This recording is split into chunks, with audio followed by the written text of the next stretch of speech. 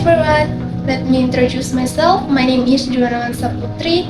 I'm Class D from English Education Department, Sulawesi Barat University. And now I will explain my material about individual development. For details, keep watching this video.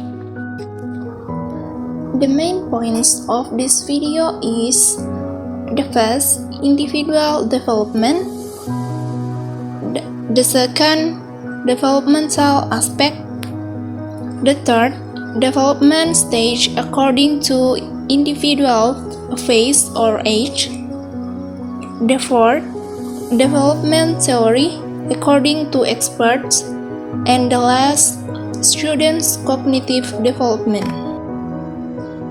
The first is, what is individual development?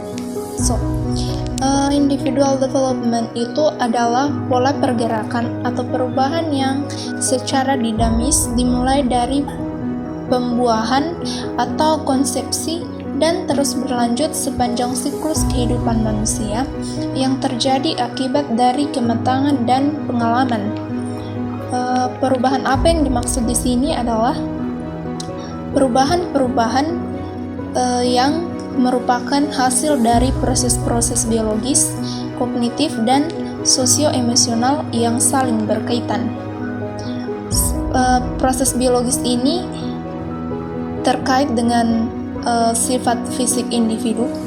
Kemudian pada proses kognitif ini terkait dengan perubahan pemikiran, intelijensi, dan bahasa individu. Kemudian proses sosio-emosional ini meliputi perubahan pada relasi individu dengan orang lain, dan adapun perubahan emosi dan kepribadian yang menyertainya. Jadi ketiga perubahan ini saling berkaitan satu sama lain. And then developmental aspect.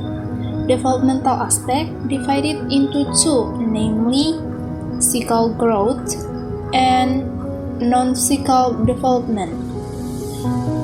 Cycle growth consisting of growth before birth atau pertumbuhan sebelum lahir, di mana dimulai dari perkembangan embrio sampai embrio tersebut berubah menjadi janin. And then growth after birth, di mana pertumbuhan yang dimulai dari seorang individu menjadi bayi hingga berubah menjadi dewasa yang ditandai dengan pertumbuhan fisik berupa tinggi badan, pertambahan tinggi badan, pertambahan berat badan, dan lain-lain sebagainya.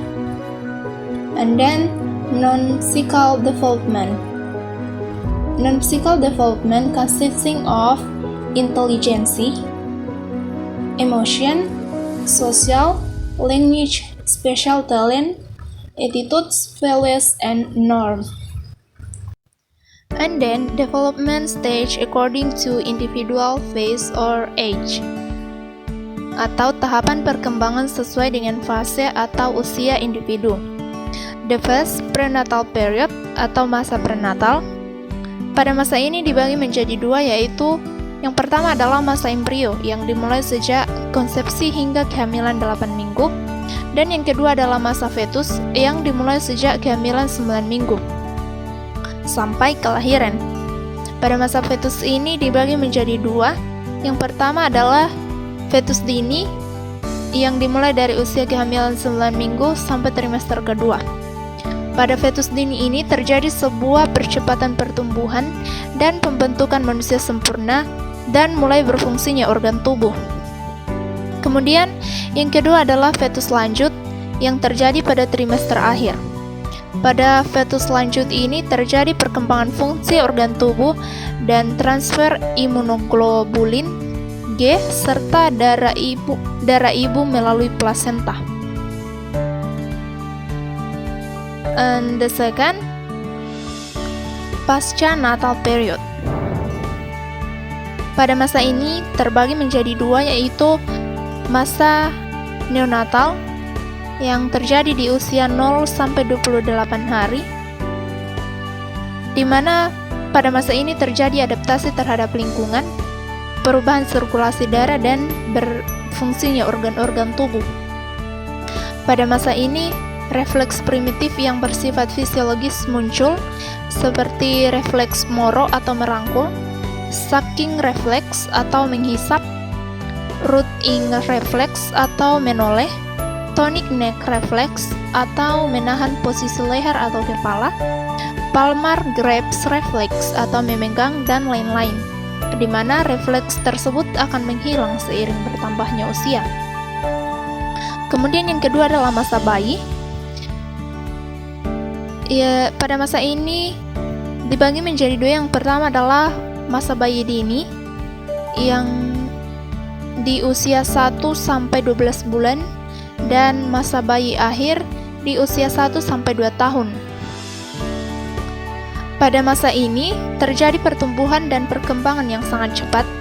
Oleh karena itu diperlukan pemberian gizi yang baik. Kehadiran orang asing akan membuatnya cemas atau stranger anxiety dan ketakutan perpisahan dengan ibunya.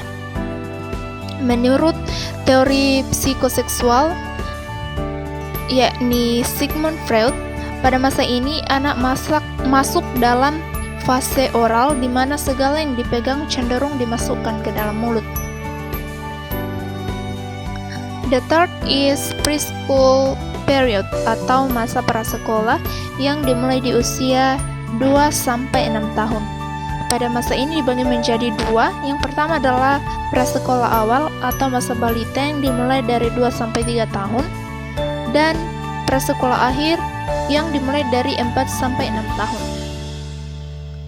Pada masa balita terjadi pertumbuhan fisik anak yang relatif lambat, namun perkembangan motorik sangat cepat. Pada masa ini perhatian anak terhadap lingkungan menjadi lebih besar, lebih banyak berinteraksi dengan keluarga, memiliki rasa ingin tahu yang lebih, dan dapat meniru sesuatu. Kemudian pada masa prasekolah akhir, pada masa ini gigi susu anak sudah lengkap, pertumbuhan fisik berjalan pelan, namun anak sudah dapat melakukan tindakan sederhana yang mandiri serta naik turun tangga dan berdiri dengan satu kaki.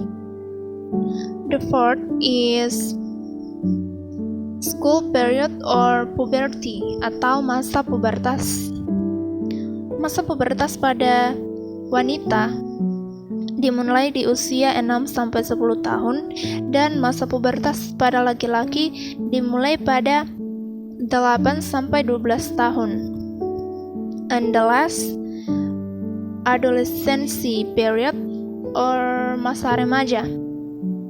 Masa remaja pada wanita dimulai pada usia 10 sampai 18 tahun dan pada laki-laki dimulai di usia 12 sampai 20 tahun. And then development theory according to expert atau teori perkembangan menurut para ahli. Jadi teori perkembangan menurut para ahli ini terdiri dari 4 teori. Namun di sini saya hanya akan menjelaskan 2 teori. Yang pertama adalah behaviors theory dari Skinner. Para ahli perilaku behaviors yakin bahwa sesuatu yang dapat diuji hanya yang dapat diamati dan diukur. Dengan kata lain, behaviors menekankan studi ilmiah tentang tanggapan perilaku yang dapat diamati dan determinan lingkungannya. Menurut aliran ini, pikiran sadar atau tidak sadar tidak dapat dipakai untuk menjelaskan perilaku dan perkembangan individu. Bagi Skinner sendiri, perkembangan merupakan perilaku.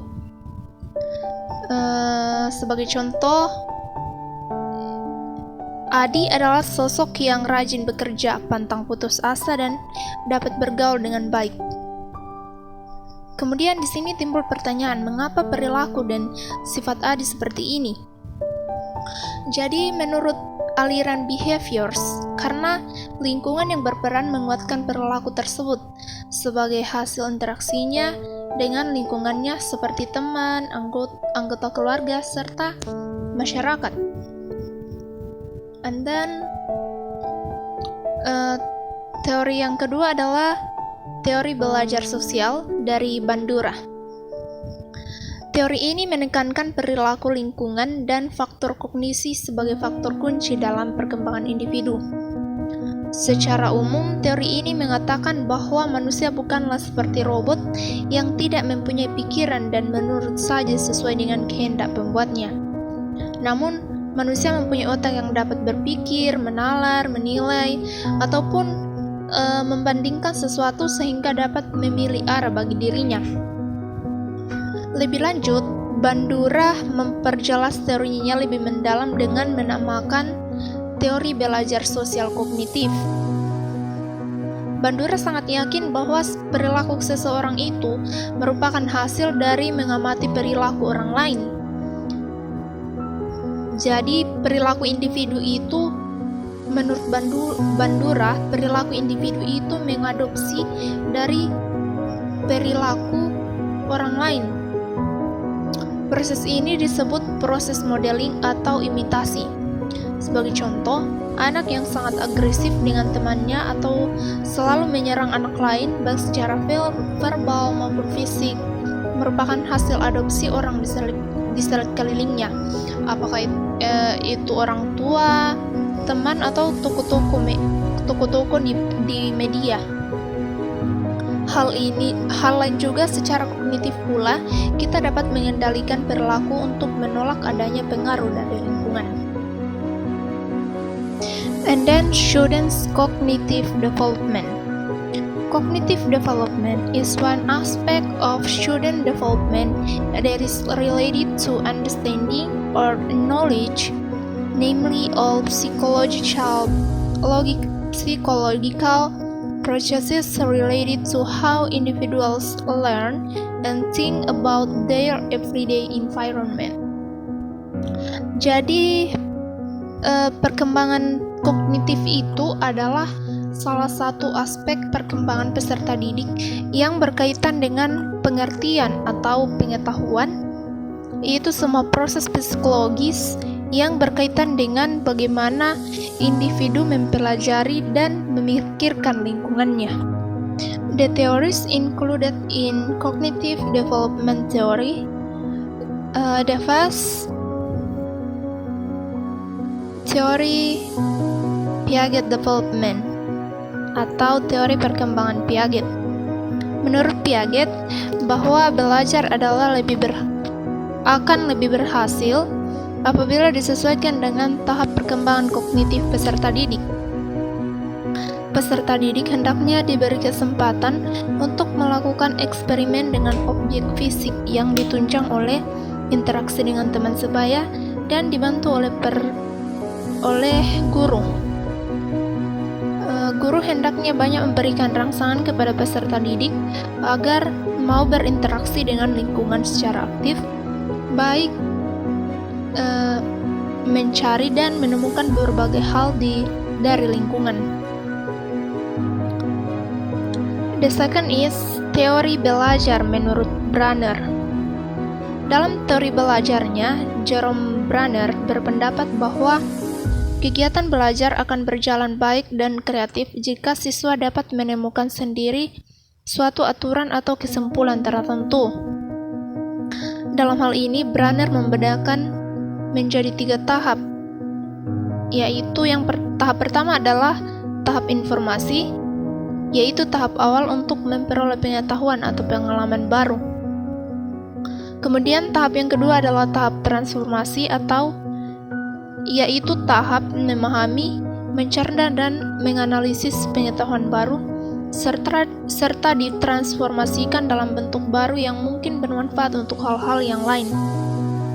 Kemudian yang ketiga adalah evaluasi, yaitu untuk mengetahui apakah hasil transformasi pada tahap kedua tadi benar atau tidak. Dengan demikian, Brunner menegaskan bahwa Mata pelajaran apapun dapat diajarkan secara efektif dengan kejujuran intelektual kepada anak, bahkan dalam tahap perkembangan manapun. Brenner beranggapan bahwa anak kecil pun akan dapat mengatasi permasalahannya asalkan dalam kurikulum berisi tema-tema hidup yang dikonseptualisasikan untuk menjawab 3 pertanyaan. Yang the last is teori bermakna Ausubel. David Ausubel merupakan salah satu tokoh ahli psikologi kognitif yang berpendapat bahwa keberhasilan belajar siswa sangat ditentukan oleh kebermaknaan bahan ajar yang dipelajari. Dalam buku Hudo-Yoha pada tahun 1990 di halaman 54 menyatakan bahwa Ausubel menggunakan istilah pengatur lanjut atau advanced organizers dalam penyajian informasi yang dipelajari peserta didik agar belajar menjadi bermakna. Selanjutnya dikatakan bahwa pengatur lanjut itu terdiri dari bahan verbal di satu pihak, sebagian lagi merupakan sesuatu yang sudah diketahui peserta didik di pihak lain. Dalam hal ini, kunci keberhasilan belajar terletak pada kebermaknaan bahan ajar yang diterima atau dipelajari oleh siswa.